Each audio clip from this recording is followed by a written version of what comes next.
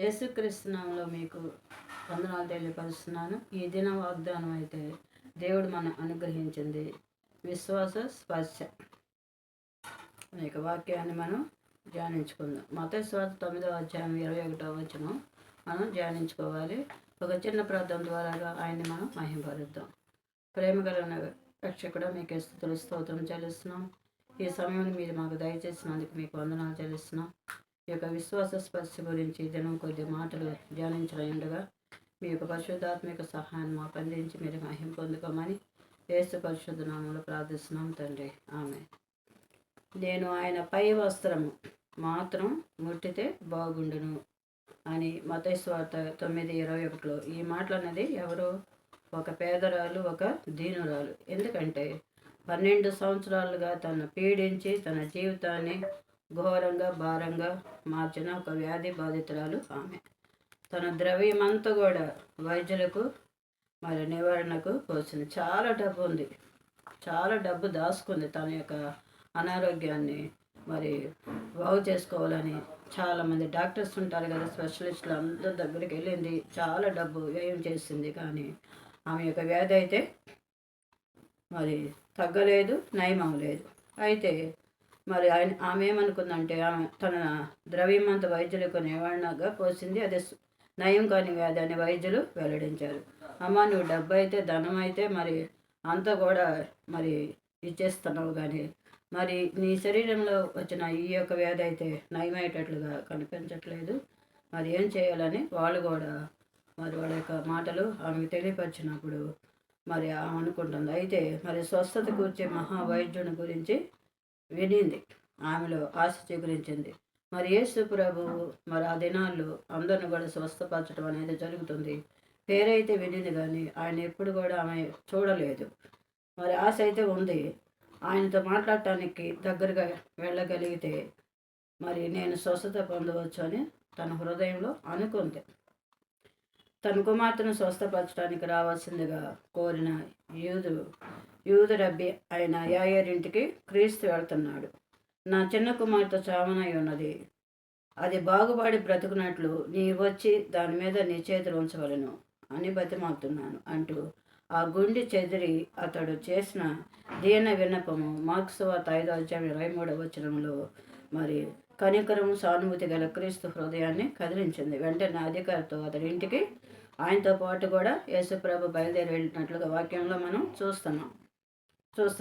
ప్రయాణం నెమ్మదిగా సాగింది. ఎందుకంటే అన్ని పక్కల జనసమూహాలు ఆయన వద్దకు తోసుకొస్తున్నాయి. చాలామంది జనసమూహాలు వచ్చేసి యేసు ప్రభువుని చుట్టుముట్టి అక్కడ స్థలం లేకుండా మరి ఇబ్బందికరంగా మరి ఆ యొక్క సందడి ఆ విధంగా ఉంది. ఆ జనుల మధ్యలో నుంచి ముందుకు వెళ్తూ ఈ బాధిత స్త్రీ నిలబడి ఉన్న చోటికి దగ్గరగా రక్షకుడు వచ్చాడు. ఆయనకు దగ్గరగా వెళ్ళటానికి ఆమె మళ్ళీ ప్రయత్నించి విఫలమైంది. చాలా సేపు ప్రయత్నం చేస్తుంది. యేసుప్రభు దగ్గరకు వెళ్ళాలి, సమీపంగా వెళ్ళాలని ఆమె బాగా ఆలోచిస్తూ ముందుకెళ్తుంది. కానీ ఆ వెనక తోసుకుని వస్తున్న జనుల వల్ల ఆమె మళ్ళీ వెనక్కే వస్తుంది. కాబట్టి ఆమె ఏమనుకుందంటే ఇప్పుడు ఆమెకు తరుణం వచ్చింది. ఆయనతో మాట్లాడే మార్గమే ఆమెకి కనిపించలేదు. నెమ్మదిగా సాగుతున్న ఆయన ప్రయాణానికి ఆటంకం కలిగించకూడదు అనుకున్నది. ఆయన వస్త్రం మాత్రం ముట్టుకుంటే చాలు అనుకొని మరి ఎలాగెళ్ళి ముట్టుకోవాలి? ఆయనతో మాట్లాడటానికి మరి కుదరట్లేదు. మాట్లాడనివ్వటానికి ఆ యొక్క జనులందరూ కూడా ఆటంకం అవుతున్నారు. ఏం చేయాలని చాలా హృదయంలో ఎంతో వేదన చెందుతుంది. ఒకవేళ నేను ఆయన ముట్టుకోకుండానే మాట్లాడకుండానే ఆయన ద్వారా స్వస్థత కలగకుండానే నేను ఏమైపోతానా అని చెప్పి తన హృదయంలో చాలా బాధపడుతుంది. అయితే ఆయన వస్త్రాలు మాత్రం ముట్టితే నేను బాగుపడతానని ముందుకు వెళ్ళింది. ఆమె మనసులోని ప్రతి తలంపు క్రీస్తు ఎరిగాడు. ఎందుకంటే మన హృదయ రహస్యములన్నిటిని ఎరిగింది దేవుడు. మనుషులు పైరూపాన్ని లక్ష్య పెడతారు, దేవుడైతే మన హృదయాల్ని లక్ష్య పెడతాడు. మన హృదయంలో ఉన్న బాధని చూస్తాడు, మన హృదయంలోని వేదనని గుర్తిస్తాడని ఒక వాక్యంలో మనం చూస్తున్నాం. ఆమెకున్న గొప్ప అవసరాన్ని ఆయన గుర్తించాడు. కనుక ఆమె తన విశ్వాసాన్ని ఆచరణలో పెట్టడానికి తోడ్పడుతున్నాడు. యేసుప్రభు కూడా ఆమెకు సహాయపడటానికే మరి తోడ్పడుతున్నాడు. తను దాటి వెళుతుండగా ఆయన వస్త్రపు చెంగు ముట్టుకుంది. యేసుప్రభు దగ్గరకు వచ్చేసింది. ఆయన అంగి అంచుని ఆ వస్త్రాన్ని ఆమె ముట్టుకున్నట్లుగా ఆయన వాక్యాలు మనం చూస్తున్నాం. ఆ క్షణంలోనే తాను స్వస్థత పొందినట్లు ఆమె గ్రహించింది. ఎప్పుడైతే ఇప్పుడు మన శరీరంలో ఎంత అనారోగ్యం వచ్చినప్పుడు, సపోజ్ మనకి కడుపు నొప్పో, అయితే తలనొప్పో, జ్వరము, ఏ శరీర సంబంధమైన బలహీనత మనకు చోటు చేసుకున్నప్పుడు అది ట్యాబ్లెట్ ద్వారాగా అయితే చాలా నెమ్మదిగా స్వస్థ కలుగుతుంది. అదే మంచి పవర్ఫుల్ మంచి ఇంజెక్షన్ ద్వారాగా అయితే వెంటనే ఉపశమనం, అంటే ఆ యొక్క బాధ నుంచి మనం విడుదల పొందినట్లుగా మనకి మార్పు అనేది తెలిసిపోద్ది. ఆ రీతిగానే ఎప్పుడైతే యేసుప్రభు యొక్క వస్త్రపు చెంగును ముట్టుకుందో ఆ క్షణంలోనే తను స్వస్థ పొందినట్లు ఆమె గ్రహించింది. ఆ ఒక్క స్పర్శలో ఆమె జీవితంలో విశ్వాసం అంతా కేంద్రీకృతమైంది. తక్షణమే ఆమె బాధ బలహీనత ఎటెళ్ళిపోయినాయో మాయమైపోయినాయి. తక్షణమే విద్యుత్ శక్తి ప్రవహిస్తున్నట్లుగా ప్రతి యొక్క శరీర భాగాలన్నీ కూడా జగదరిచేసినాయి. అంటే అవన్నీ కూడా పనిచేయటం మొదలుపెట్టినాయి. పరిపూర్ణ ఆరోగ్యం చేకూరిన అనుభూతి ఆమెకి కలిగింది. తన శరీరంలోని ఆ బాధ నివారణ అయినదని గ్రహించుకుంది. 29వ వచనంలో 12 దీర్ఘ సంవత్సరాల వైద్యులు 12 సంవత్సరాలు ఆ యొక్క జబ్బుతో వ్యాధితో ఆమె ఉన్నట్లుగా మన వాక్యంలో చూస్తున్నాం. వారు చేయగలిగిన దానికన్నా ఒక్క స్పర్శలో చేసిన అపూర్వ వైద్యునికి కృతజ్ఞతలు తెలుపుకోవాలని ఆశించింది. కానీ ధైర్యం సరిపోలేదు. అందుకని కృతజ్ఞతతో నిండిన యొక్క ఆలోచనతో అక్కడి నుంచి నెమ్మదిగా వెళ్ళిపోవటానికి ప్రయత్నం చేసింది. అయితే అట్లా వెళ్ళిపోనీయకుండా యేసుప్రభు ఏమన్నాడో తెలుసా? నన్ను ముట్టింది ఎవరు, నన్ను ముట్టినది ఎవరు అని అడిగాడు. అంటే ఇంకా ఆమె తప్పించుకోవటానికి ఆ పరిస్థితిలో ఆమెకు అవకాశం లేదు. అమ్మో, యేసుప్రభుకి తెలిసిపోయింది, నేను ఆయన యొక్క వస్త్రపు చెంగును ముట్టాను, నాకు స్వస్థత కలిగింది, నా శరీరం బాగైపోయింది, నేను వీళ్ళందరూ తప్పించుకొని పోవాలనుకున్నానే, ఆయనకు తెలిసిపోయిందని చెప్పేసి ఆమె గజగజ వణకటం ప్రారంభించింది. ఆయన వంక ఆశ్చర్యంగా చూస్తూ పేతురు అన్నాడు, ఏలినవాడ, జన సమూహాలు క్రిక్కిరిసి నీ మీద పడుతున్నారు కదా అన్నాడు. లోకస్వార్త 8:45 వచనంలో చూస్తున్నట్లయితే, యేసు ఎవడో నన్ను ముట్టెను, ప్రభావం నాలో నుండి వెడలిపోయినది నాకు తెలిసింది అని చెప్పాడు. 46వ వచనం, విశ్వాసంతో ముట్టడానికి జన సమూహాలు అజాగ్రత్తగా ముట్టడానికి మధ్య తేడా ఆయనకి తెలుసు. ఎవరు ఆయన బలమైన ఉద్దేశంతో ముట్టుకొని లబ్ధి పొందారంటే లాభం చేకూర్చబడింది. విషయం తెలుసుకోవటానికి క్రీస్తు ఆ ప్రశ్న వేయలేదు. ప్రజలకు, తన శిష్యులకు ఆ స్త్రీకి ఆయన అందించవలసిన పాఠము ఒకటి ఉన్నది. బాధితుల్లో నిరీక్షణ నింపాలన్నది ఆయన ఆకాంక్ష. విశ్వాసమే స్వస్థత శక్తిని తెచ్చిందని ఆయన బోధించాడు. ఆ స్త్రీ విశ్వాసంపై వాక్యం లేకుండా ఆమె వెళ్ళిపోకూడదు. ఆ స్త్రీ ఒప్పుకోలు వాళ్ళ దేవుడు మహింపరచబడాలి. యేసు ప్రభు చేసిన ఆ గొప్ప కార్యం అంటే ఆయన వస్త్రపు చెంగే ముట్టింది. ఆయన మరి యేసు ప్రభు తన యొక్క హస్తాలతో ఆమెని పట్టుకోలేదు. ఆమె తల మీద చేతులు పెట్టలేదు. ఆమె ఏ రీతిగా యేసు ప్రభుతో సంభాషించలేదు. కానీ ఆయన వస్త్రంలో ఉన్న యొక్క శక్తి, ఆయనలో ఉన్న యొక్క బలము ఆ వస్త్రంలో గ్రహించి ఆ వస్త్రపు చెంగు ముడితే నా జీవితం మారిపోద్ది, నా శరీరం బాగుపడిపోద్ది అని చెప్పేసి అనుకుంది. ఆ వస్త్రంలో ఉన్న యొక్క శక్తి ఆమె శరీరాన్ని ఎంతగానో చక్కగా నిలబెట్టగలిగింది. అందుకని యేసు ప్రభు కూడా ఆమె అట్లాగ వెళ్ళిపోవటానికి, అట్లాగా చెప్పకుండా మరి వెళ్ళిపోవటానికి ఆయన ఇష్టపడలేదు. అందుకని నన్ను ముట్టింది ఎవరు అని యేసుప్రభు అడిగినప్పుడు అక్కడ ఆయన మహిమ తెలియపరచబడాలి. అక్కడ ఎంతోమంది స్వస్థ పొందుతున్నారు. కానీ యేసుప్రభు దగ్గర నిలబడి మరి చెప్పకుండా, కృతజ్ఞత లేకుండా వెళ్ళిపోయారు. మార్క్స్ వార్తల్లో కూడా ఒక వచనం ఉంది, 10 మంది కుష్ఠరోగులు ఉన్నారు. 10 మంది కుష్ఠరోగులు యేసుప్రభు దగ్గరకు చేయమన్నారు తెలుసా? మరి మాకు ఈ కుష్ఠరోగం నుంచి మాకు విముక్తి, విడుదల కావాలన్నప్పుడు, సరే మీరు వెంటనే శుద్ధులమ్మండి అన్నప్పుడు వెంటనే వాళ్ళు శుద్ధులైపోయారు. కానీ వాళ్ళు దేవునికి కృతజ్ఞత అనేది తెలియపరచకుండా, వాళ్ళు వెనక్కి కూడా చూడకుండా, చాలా నిర్లక్ష్యంగా, వాళ్ళు లెక్కలేనితనంగా, దేవుడు అంటే భయం లేకుండా వాళ్ళు వెళ్ళిపోయినట్లుగా వాక్యాన్ని మనం చూస్తున్నాం. అయితే ఒక అన్యుడు మాత్రం, యేసు ప్రభు ఎవరో తెలియదు, ఆయన వాక్యం అయితే ఏంటో ఆయనకు తెలియదు, కానీ ఆయన వెనక్కి వచ్చాడు. ఎక్కడైతే యేసు ప్రభు మరి వాళ్ళని శుద్ధులవ్వమని చెప్పాడో ఆ స్థలంలోనే యేసు ప్రభు నిలబడి ఉన్నాడు. అక్కడికి వచ్చిన అన్యుడిని చూసి, మరి నీతో పాటు 9 మంది కూడా స్వస్థ పొందారు కదా, మరి వాళ్ళు ఎక్కడ అని అడిగినప్పుడు, వాళ్ళ సంగతి అయితే నాకు తెలియదు ప్రభా, నాకైతే నా శరీరంలో గొప్ప స్వస్థత కలిగింది, అందుకని నేను తిరిగి వచ్చి మీకు కృతజ్ఞతాస్తుతులు చెల్లిస్తున్నానని ఆయన కృతజ్ఞతను యేసు ప్రభు తెలియపరుస్తున్నట్లుగా మార్క్స్ వార్తను మనం చూస్తున్నాం. అదే రీతిగా మరి యేసు అంటే ఆయన అన్నాడు, మరి యేసుప్రభ ఏమన్నాడంటే విషయం తెలుసుకోవటానికి యేసుప్రభ ప్రశ్న వేయలేదు ప్రజలకి. తన శిష్యులకు ఆ స్త్రీ ఆయన అందించవలసిన పాఠం ఒకటి ఉన్నది. బాధితుల్లో నిరీక్షణ నింపాలన్నది ఆయన ఆకాంక్ష.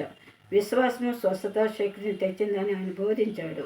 ఆ స్త్రీ విశ్వాసంపై వాక్యం లేకుండా ఆమె వెళ్ళిపోకూడదు. ఆ స్త్రీ ఒప్పుకోలు వల్ల దేవుడు మహింపరచబడాలి. తన విశ్వాస క్రియను తాను అంగీకరించాలని ఆమె అవగాహన చేసుకోవాలని క్రీస్తు అభిప్రాయపడ్డాడు.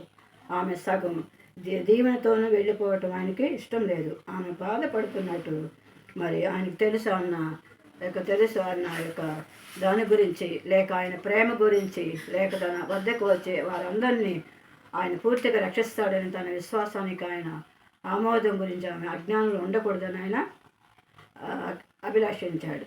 ఆ స్త్రీ వంక చూస్తూ తను ముట్టుకున్నది ఎవరన్నది చెప్పాలని పట్టుబట్టాడు. దాచటం వ్యర్థమని గ్రహించి ఆమె వణుకుతూ ముందుకు వచ్చి ఆయన పాదాలపై పడింది. తాను ఆయన వస్త్రాలు ఎందుకు ముట్టుకున్నదో, తాను వెంటనే ఎలా స్వస్థత పొందిందో కృతజ్ఞతతో కన్నీళ్లు కార్చుతూ అందరి ముందు ఆయనకు చెప్పింది.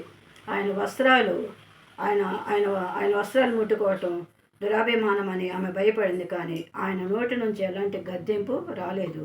ఆయన ఆమోదాన్ని వ్యక్తం చేసే నోటి నుంచి మరి గద్దింపు రాలేదు. ఆయన ఆమోదాన్ని వ్యక్తం చేసే మాటలే మాట్లాడాడు అని ప్రేమ హృదయంతో వచ్చిన మానవ దుఃఖానికి సానుభూతి తెలిపే మాటలు. ఆయన మృదువుగా ఏమన్నాడంటే, కుమారి, నీ విశ్వాసం నిన్ను స్వస్థపరిచింది, నువ్వు సమాధానంతో వెళ్ళు అన్నాడు దేవుడు. మరి 48వ వచనంలో ఆయన మనసు గాయపరచానన్న బాధ ఇప్పుడు ఆమె ఆనందాన్ని పాడు చేయదు. మరి కాబట్టి యేసు ప్రభు చుట్టూ మూగిన జనసమూహంకి ఎలాంటి శక్తి రాలేదు. కానీ వ్యాధి బాధితురాలైన ఆ స్త్రీ విశ్వాసంతో ఆయన ముట్టుకున్నప్పుడు ఆమెకు స్వస్థత కలిగింది. అలాగే ఆధ్యాత్మిక జీవితంలో యథాలాభ స్పర్శకు విశ్వాస స్పర్శకు మధ్య తేడా ఉంది. క్రీస్తు లోకరక్షకుడిగా నమ్మటం ఆత్మకు స్వస్థత కలిగించదు. రక్షణార్థమైన విశ్వాసం సువార్తను సత్యాన్ని అంగీకరించడం మాత్రమే కాదు.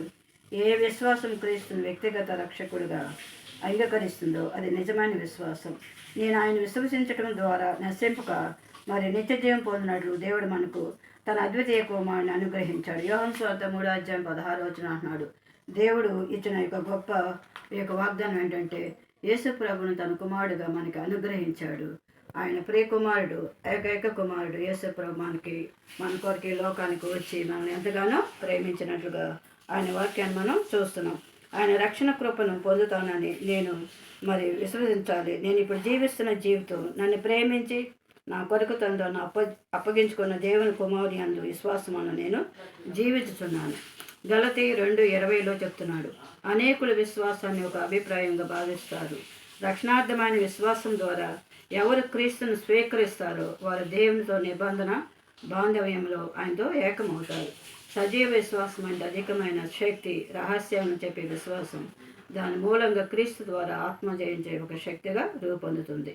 మరి విశ్వాసం మరణం కన్నా శక్తివంతమైన విజేత. వ్యాధిగ్రస్తుల్ని విశ్వాసం ద్వారా తమ దృష్టిని మహావైద్యుడైన యేసుపై కేంద్రీకరించేటట్లు నడిపిస్తే అద్భుతాలు మన కళ్ళ ముందు చోటు చేసుకుంటాయి. అది శరీరానికి ఆత్మకు జీవాన్ని తెస్తుంది.